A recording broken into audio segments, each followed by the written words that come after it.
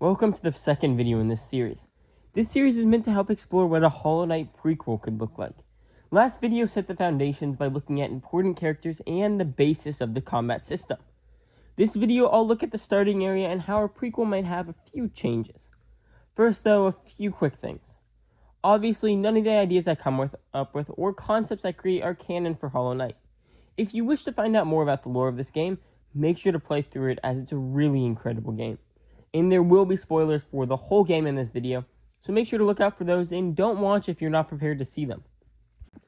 Hollow Knight's map is large and full of secret areas. I mean, just look at the Abyss, or the White Palace. At the time of this prequel, the map will be very similar, but at the same time noticeably different. First of all, I want to look at the starting area for a prequel. In the original, the main starting area is the Forgotten Crossroads. But in this game, I wanted to start near the White Palace. So the beginning of the game is right where the White Palace ruins are in the original game. But now there aren't any buildings or even ruins there. What's more, the Ancient Basin is now much bigger. Big enough to rival the Forgotten Crossroads and to make it a proper starting area. There are several notable additions.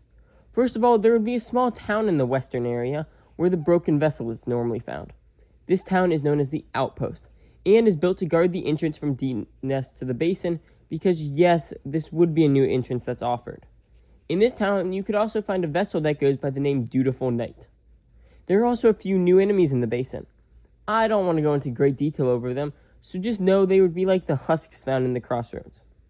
Also, like the Crossroads, this starting area would have multiple bosses in it.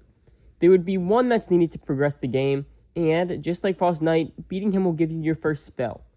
This boss is known as the Reaper. The Reaper would be at the end of a series of new tunnels and would be fought on top of a dark, engraved floor. This may seem like a random detail, but it will be important later. Anyway, the Reaper is a void bug created by the Pale King to guard his secrets, such as the Abyss. The fight would start out fairly slow-paced, but as the fight progresses, attacks would be faster, and the boss would start stringing more attacks together. He wields a scythe, but unlike Galleon's strange scythe, his acts more like a powerful nail. He would have a flurry attack where he strikes in front of him consecutively, covering a sizable amount of the arena each time. He would throw his scythe, then summon it back like a boomerang, covering the whole arena and forcing you to jump over it.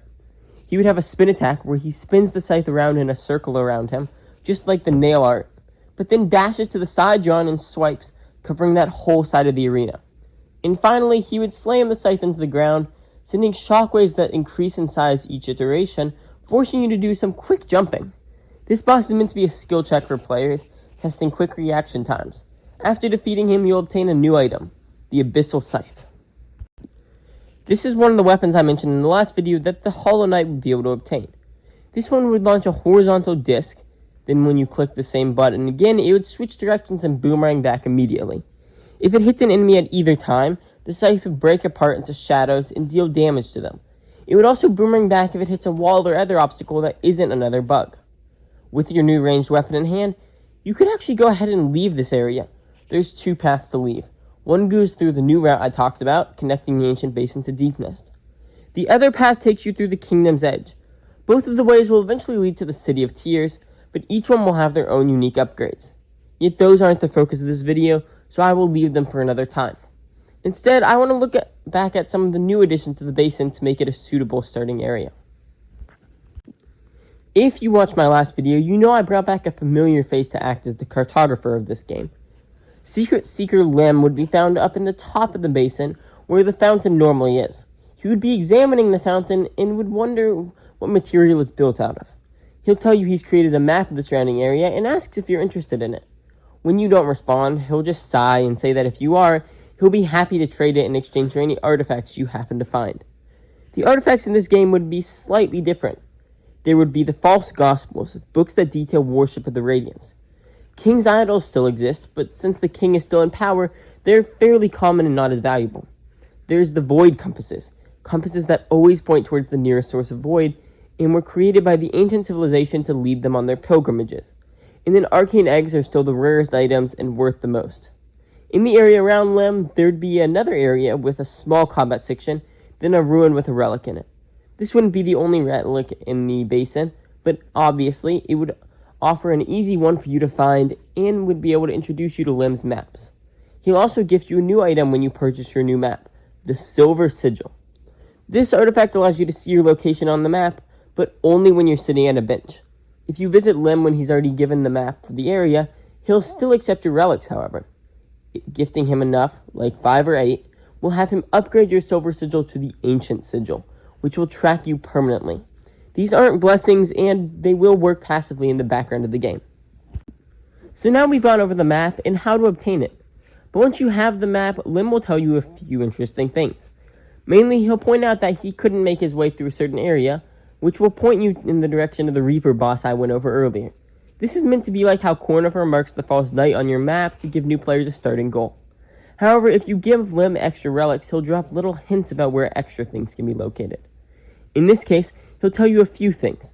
He'll tell you that there's an interesting bug that looks like you in the town at the end of the basin. This is the Dutiful Knight I also mentioned in the first section, and it is what will eventually become the Broken Vessel. Currently, however, it can be found in the outpost. Once there, you'll find it kneeling over a trail of infection. If you follow the trail, you'll find something new. The Maw Nest. The Maw Nest is inspired by the Mawlurks and somewhat by Flukemar. It would be a large stationary Mawlurk. It would be located on the top of the arena, hooked onto the ceiling. It's like the Fluke Nest in that it stays stationary. Its attacks involve lots of spraying the infection. There's a burst attack that sends waves of the infection bubbles. There's a beam attack where it rapid fire sprays infection in a beam, then moves the beam across the arena. Standing on the side opposite from where the beam starts is the only way to dodge it normally. However, with your Void Surge mode, you could roll through the attack like a Shade Dash to help give you an opening to attack. You would also be able to summon the infected balloon enemies that are normally seen in the Broken Vessel fight. It would drip down a few orbs of infection that, once they hit the floor, explode like the infected Crossroads enemies. About halfway through the fight, it will release a spray of infection that chews through the middle of the floor, transforming the arena into 2 platforms on either side and a deadly hole in the middle of the arena. The attack patterns would remain the same, and it wouldn't be long before the Hollow Knight prevails against his foe. After defeating the Maw Nest, you can return to the Dutiful Watcher. Interacting with him again after this will have him bow to you in gratitude. A light glows around you, and it coalesces into the first blessing of the game, Ailing Shade. Ailing Shade is a minor blessing that deals infection damage whenever you void roll through an enemy. Infection damage is pretty much just poison damage and would be a cool way to enhance the abilities of the Void Surge mode. Infection damage would deal a set amount of damage over time, just like poison always does in games. Ailing Shade is also meant to foreshadow the events that will befall the Dutiful Knight. This wouldn't be the only blessing in this area, but it would be the only one that could be attained this early on. There's one more notable new thing in the basin, and this is something I alluded to last video.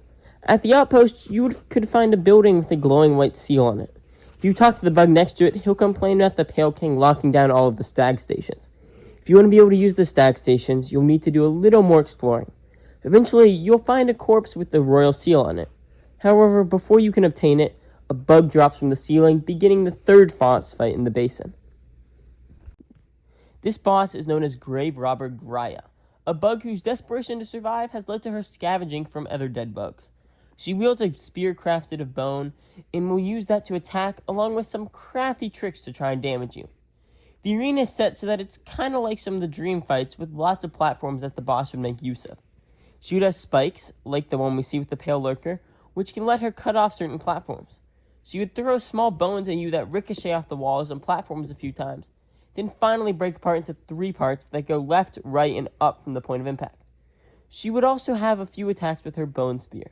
The first is a basic lunge, where she stands on a platform and lunges to one side to the other side of the arena, impaling anything in her way. She would jump up on the edge of a platform, then mantle and stab as she comes up onto the platform. She would slide down the side of the arena. And then when she comes into line with you, she would do one of 2 things. The first is she'd throw her spear at you. The second is she'd jump from the wall, then midair slam into the ground. And finally, she'd have an attack where she uses her spear like a vaulting pole to try and crash into you. After defeating her, she uses her spear to flee back the way she came, and you'd be able to obtain the royal seal.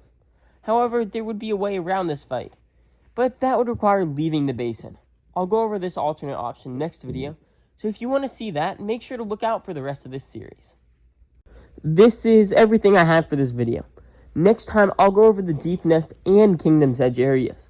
If you like Hollow Knight and want to see more of my ideas, make sure to like this video and subscribe to the channel. I'll be back soon, and I hope to see you then.